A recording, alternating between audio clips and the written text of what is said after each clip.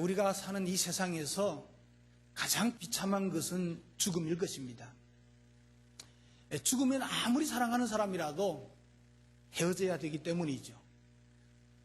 저에게 있어서 가장 슬펐던 죽음은 물론 우리 어머님의 죽음이었고 아버님의 죽음이었죠.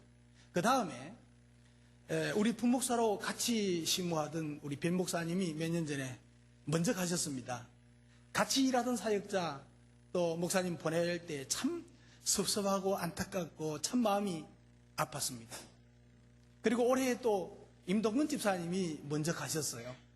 참 안타까운 것은 몇 년 더 사셔도 참 좋은데 너무 빨리 데려가시지 않았나 하는 안타까움이 있어서 섭섭함이 참 많았습니다. 그런데 이 죽음은요, 세월이 가면 잊혀지게 되어 있습니다. 이 세상에서 더욱더 비참한 것은 혼수 상태에 빠져 있는 식물 인간이 된 것. 이것은 그 죽음보다 더 비참할 수도 있지 않나 생각을 해봅니다. 아예 완전히 죽었다면 아무리 귀한 사람이라도 세상 세월이 흘러감에 따라서 서서히 잊어버릴 수가 있습니다. 그런데 죽지도 않은 상태에서 죽은 것이나 다름없는 모습으로 생명을 유지하고 있는 식물인간 상태. 죽음보다도 더 비참한 것이죠. 또 그런 상태를 보는 가족들의 마음은 어떻겠습니까? 오늘 성경 본문에서 주님은 4대 교회와 성도들에게 이렇게 말씀합니다. 내가 네 행위를 안다. 네가 살았다고 하는 이름은 가졌으나 죽은 자다 그랬습니다. 4대 교회를 향해서 식물교회다 이렇게 말하고 있습니다.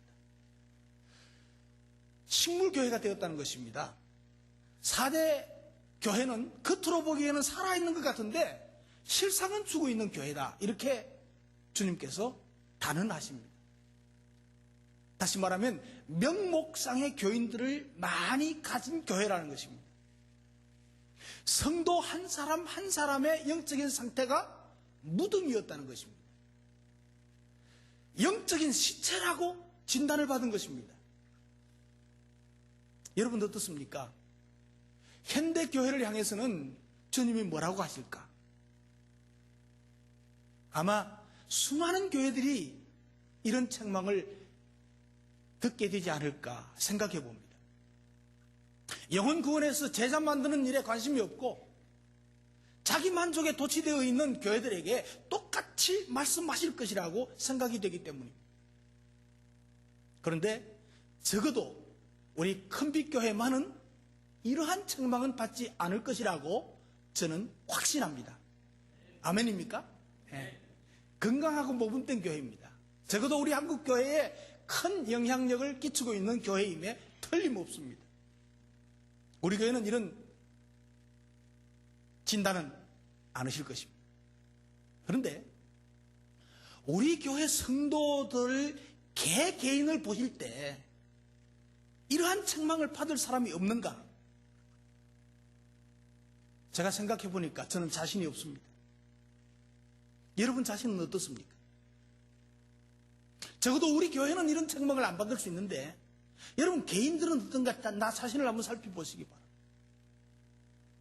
여러분 4대 교회가 겉모습까지도 죽은 교회는 아니었습니다. 그럴듯한 교회였습니다. 이 4대 지역은요, 삼면이 450m 이상 절벽인 난공불락의 요새를 가진 아주 든든한 나라였습니다. 그 이에 아데미 신전도 있었고 4대 교회도 있었습니다. 사진을 보시면 저 멀리 보이는 것이 그 난공불락의 요새입니다. 그 다음 사진 보면 아주 그 낭떠러지 여기에 뭐 어떻게 올라가겠습니까? 그리고 거기에 바로 4대 교회가 있는데 거기는 사실 제가 못 올라가 봤습니다. 여기는 그 산에 가려면 하루 왔다 갔다 해야 되는데 걸어서 그러다 지쳐서 안 되겠어서 포기했습니다. 이 4대 교회의 사진은 다른 자리 사진을 발췌한 겁니다. 그리고 그 아래 평지 멀리서 찍은 그곳은 그 당시에 체육관과 유대교 회당이 있었습니다. 여러분 2000년 전에 체육관입니다. 저는 이게 신전인 줄 알았어요. 신전인 줄 알고 한참 보다가 보니까 나중에 설명 들으니까 체육관이었어요. 2000년 전의 일입니다. 그리고 그 뒤에 보니까 이렇게 신전처럼 그 뒤에 다음 사진 보면은 수영장이 있습니다. 수영장. 이게 수영장입니다. 얼마나 거창한지. 지금 현대 수영장이나 뭐 버금가는 그런 수영장이었어요. 그리고 그 옆에는 유대교 회당이 있었는데 얼마나 큽니까? 멋집니까? 이게 앞에서 뒤로 찍은 거고요. 뒤에서 이제 저 앞으로 보고 찍은 저 강단입니다. 양쪽에 강단이 있고. 근데 그 안에 벽을 보면요. 다음 사진 보시면 여기 보십시오. 대리석에 모자이크 이거 뭡니까? 저 붙이는 거 있죠.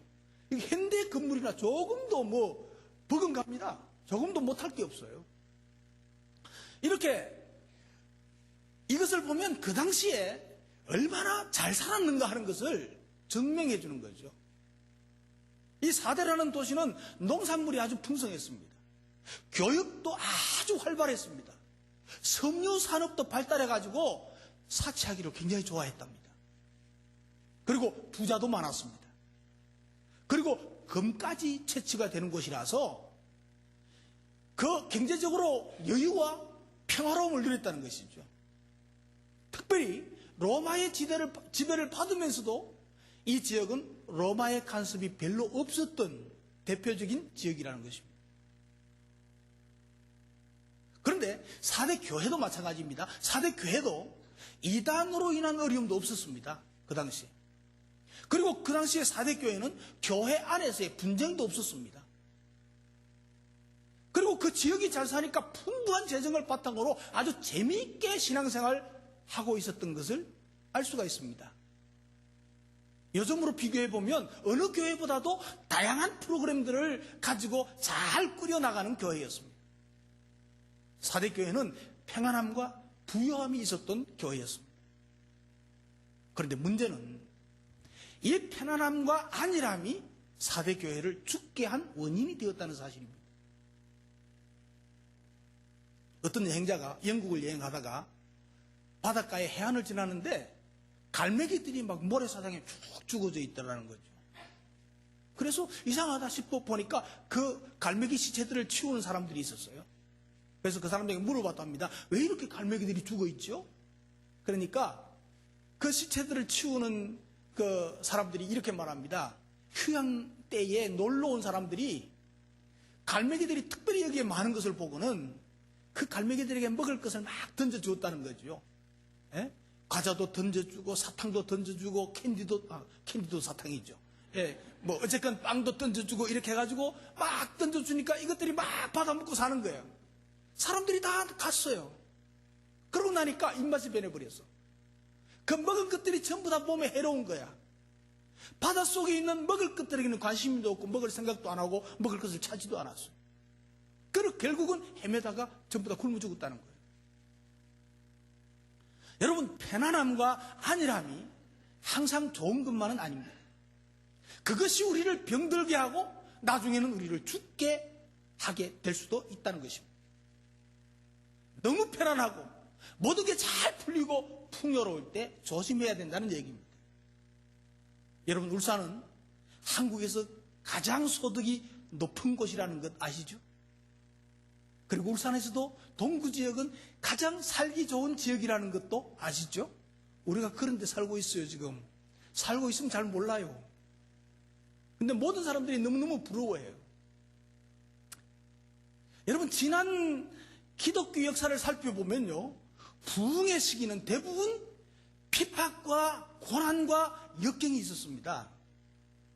로마의 그 핍박과 고난과 역경, 엄청난 핍박 속에서 초대교회는 하루에 3,000명이 예수 믿고, 얼마 가지 않아서 5,000명, 그 다음에는 수도 셀 수 없을 만큼 많아졌어요. 핍박을 피해서 흩어진 사람들이 그곳에 가서 또 전도하니까 그 도시가 발칵 뒤집혀지는 역사들이 일어났습니다. 가는 곳곳마다 교회가 세워지고, 그 핍박 속에서 로마가 기독교 국가가 되어버리는 대역사가 일어났습니다. 중국에서도 가장 핍박이 심했을 때 전혀 세 사람 이상 모이지도 못하게 하고 성경 찬송 다 불질러버리고 지도자 다 죽여버려도 교회는 부흥하고 성장했습니다. 우리나라도요, 우리 어릴 때 그 가장 어려운 시대에 계속 부흥했습니다. 폭발적으로 부흥했습니다. 근데 우리 한국이 잘 살게 되니까 점점 부흥의 속도가 줄어들게 되고 몇 년 전부터는 마이너스 성장하고 있습니다. 점점 기독교인들이 지금 줄어들고 있습니다. 작년 통계까지도 그렇습니다. 이런 현실 속에서 우리는 우리 자신들을 살펴봐야 합니다. 죽은 교회라고 진단받은 4대 교회의 본부는, 그 4대 교회의 오늘 성경 본문은 살 길을 가르쳐 주고 있다는 사실입니다. 죽었다고 할지라도 다시 살아날 수가 있다는 말씀이죠.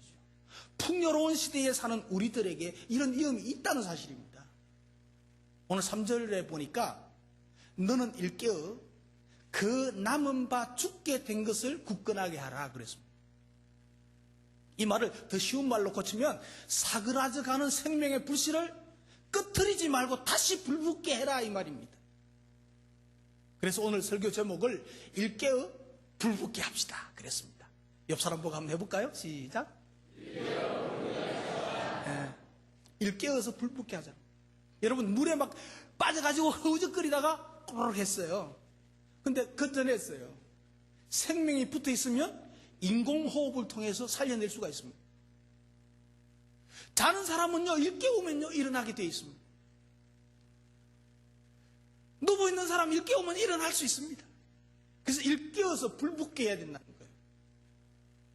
그러면 우리가 일깨워서 불붙게 하려면 어떻게 해야 되는가?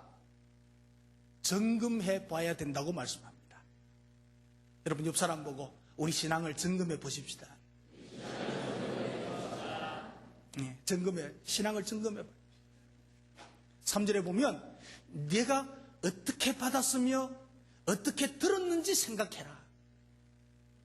맨 처음에 복음을 받아들였을 때, 예수 믿었을 때 어떠했는지 그 순수한 감격과 그 순수한 열정을 생각하라는 말입니다. 처음 열정을 가지고 그 열정이 지금 그대로 있는가 한번 생각해 보라는 것입니다. 나의 신앙생활을 점검하고 깨어야 된다는 것입니다. 여러분 이 사대라는 도시는요, 과거에 리디아 왕국 당시에 깨어있지 못해서 그 천연 요새에서 이제 멸망당한 역사를 지니고 있습니다. 아까 사진에서 본 것대로 그렇게 천연 요새인데, 난공불락의 요소인데 페르사 고레스 대군이 쳐들어왔습니다. 그 성을 정복할 수가 없습니다.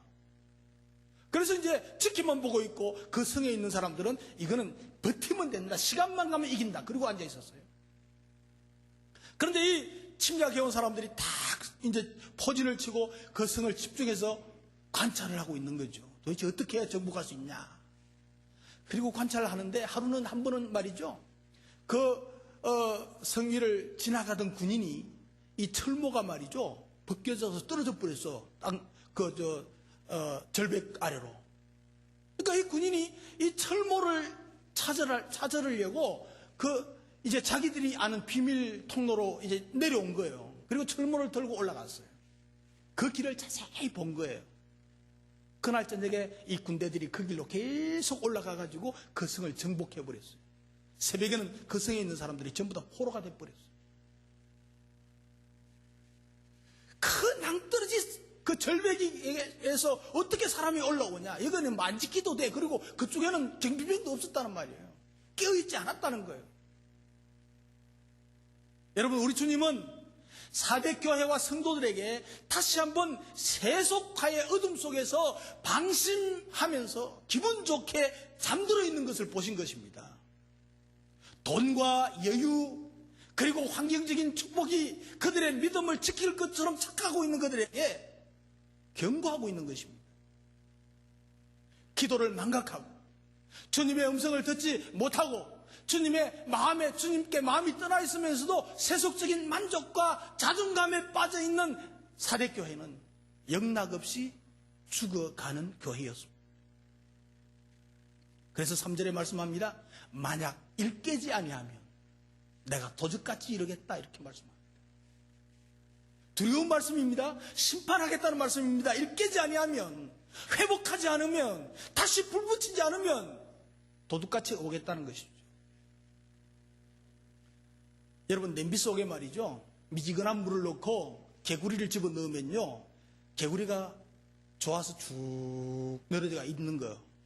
그게 서서히 열을 가하면요, 개구리는 자기가 죽는 것도 모르고 기분 좋게 천천히 죽어간다는 겁니다.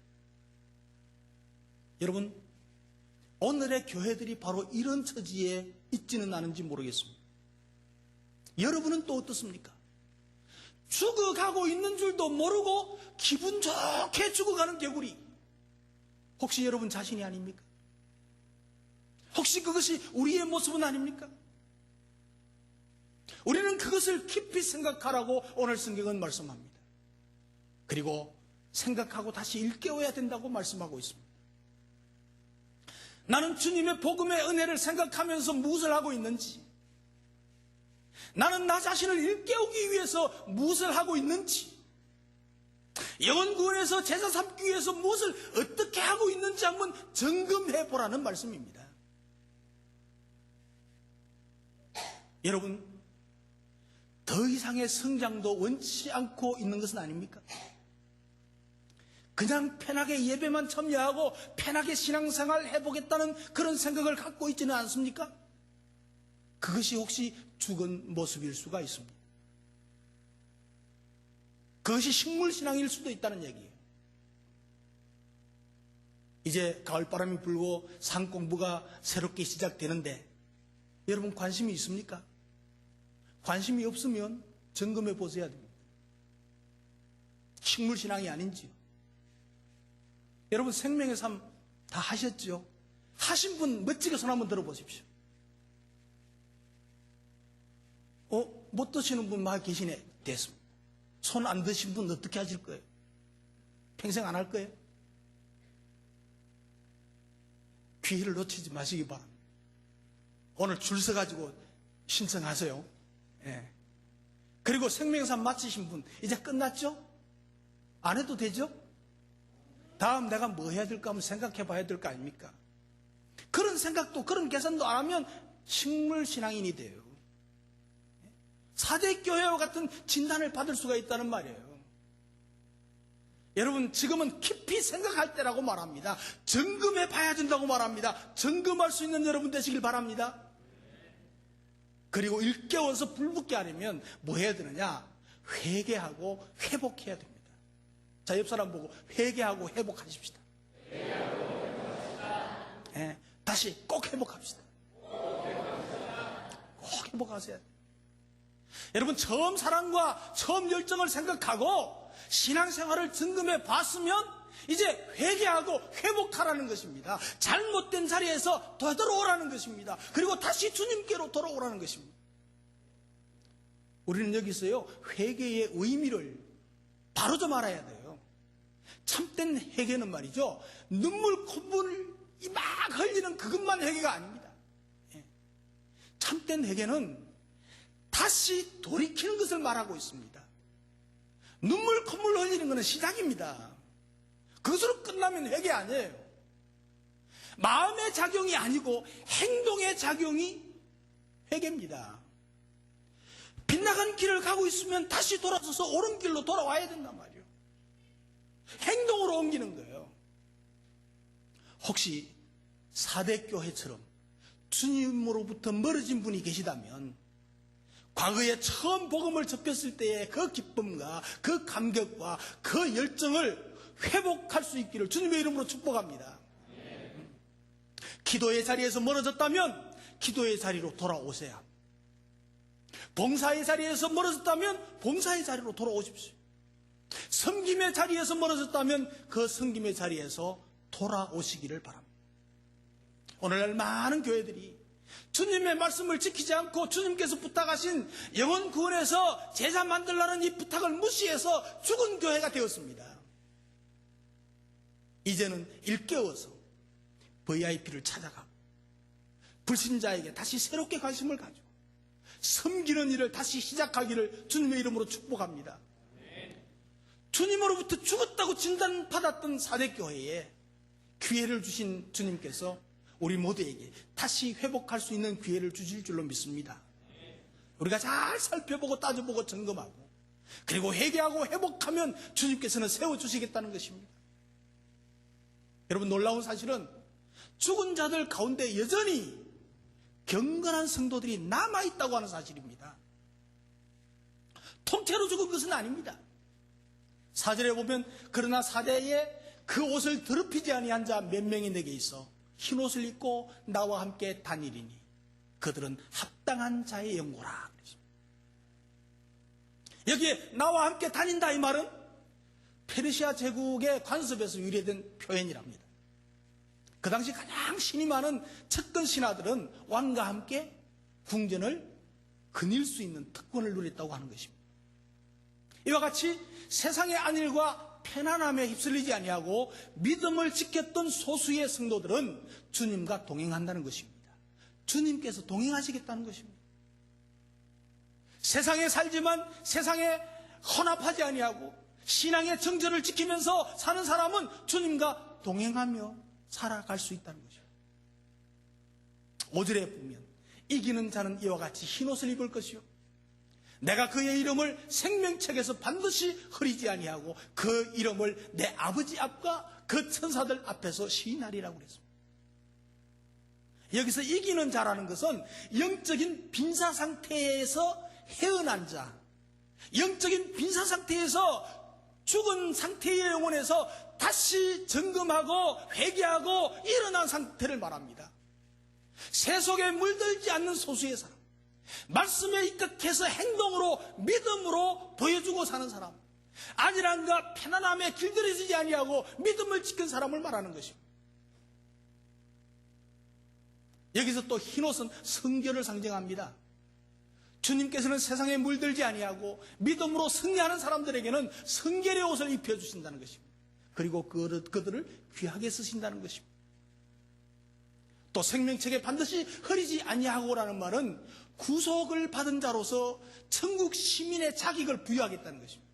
그러니까 주님께서 믿음으로 승리한 사람의 이름을 반드시 기억해 주시겠다는 것입니다.